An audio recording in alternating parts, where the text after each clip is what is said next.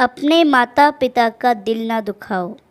शादी के सुहाग सेज पर बैठी एक स्त्री का पति जब भोजन का थाल लेकर अंदर आया तो पूरा कमरा उस स्वादिष्ट भोजन की खुशबू से भर गया। उस स्त्री ने अपने पति से निवेदन किया कि माँ जी को भी यहीं बुला लेते हैं तो हम तीनों साथ बैठकर भोजन करते हैं।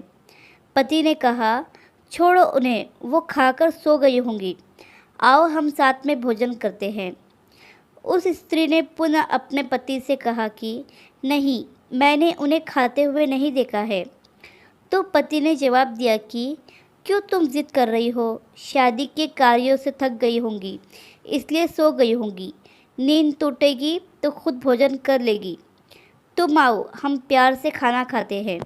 उस स्त्री ने तुरंत तलाक लेने का फैसला कर लिया और तलाक लेकर उसने दूसरी शादी कर ली और इधर उसके पहले पति ने भी दूसरी शादी कर ली।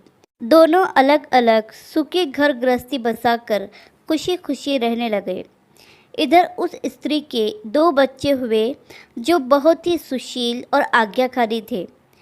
कई वर्ष बीत जाने के बाद एक दिन वह औरत अपने बेटों के साथ यात्रा पर गई हुई थी। एक जगह तीनों माँ बेटे भोजन के लिए रुके और बेटे भोजन परोसकर माँ से खाने की विनती करने लगे। उसी समय उस स्त्री की नज़र सामने एक फटे हाल, भूखे और गंदे से एक वृद्ध पुरुष पर पड़ी जो इस स्त्री के भोजन और बेटों की तरफ बहुत ही कातर नज़र से देख रहा था। उस स्त्री को उस पर दया आ गई और बेटों को बोली कि जाओ, पहले उस वृद्ध को नहलाओ और उसे वस्त्र दो, फिर हम सब मिलकर भोजन करेंगे। बेटे जब उस वृद्ध को नहलाकर कपड़े पहनाकर उसे उस स्त्री के सामने ले आए तो वह स्त्री आश्चर्यचकित रह गई।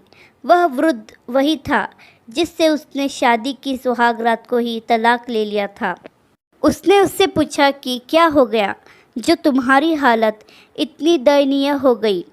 तो उस वृद्ध ने नज़र झुका के कहा कि सब कुछ होते हुए भी मेरे बच्चे मुझे भोजन नहीं देते थे, मेरा तिरस्कार करते थे, मुझे घर से बाहर निकाल दिया। उस स्त्री ने उस वृद्ध से कहा कि इस बात का अंदाज़ा तो मुझे तुम्हारे साथ सुहागरात को ही लग गया था, जब तुमने पहले अपनी बूढ़ी माँ को भोजन कराने के बजाय उस स्वादिष्ट भोजन की थाल लेकर मेरे कमरे में आ गए और मेरे बार बार कहने के बावजूद भी आपने अपनी माँ का तिरस्कार किया। उसी का फल आज आप भोग रहे हैं।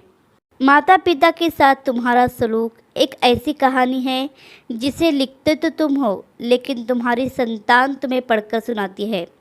जैसा व्यवहार हम अपने बुजुर्गों के साथ करेंगे, उसी देखा देखकर हमारे बच्चों में भी यही गुण आता है कि शायद यही परंपरा है। याद रखना, माँ बाप नाराज़ तो ईश्वर नाराज़।